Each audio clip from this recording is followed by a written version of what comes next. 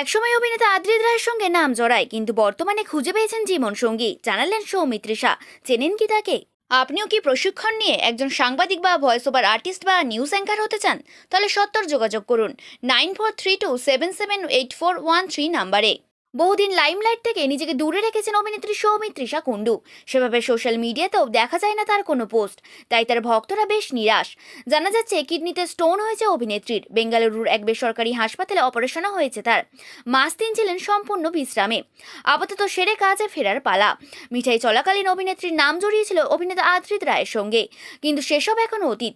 এখন অভিনেত্রীর মনে জায়গা করেছে অন্য এক পুরুষ। সম্প্রতি সমাজ মাধ্যমে একটি ভিডিও দেখা গেছে, যেখানে দেখা যায় এক তরুণকে জড়িয়ে আছেন সৌমিত্রিষা, আর অকপটে বলছেন পেয়ে গিয়েছেন জীবন সঙ্গী।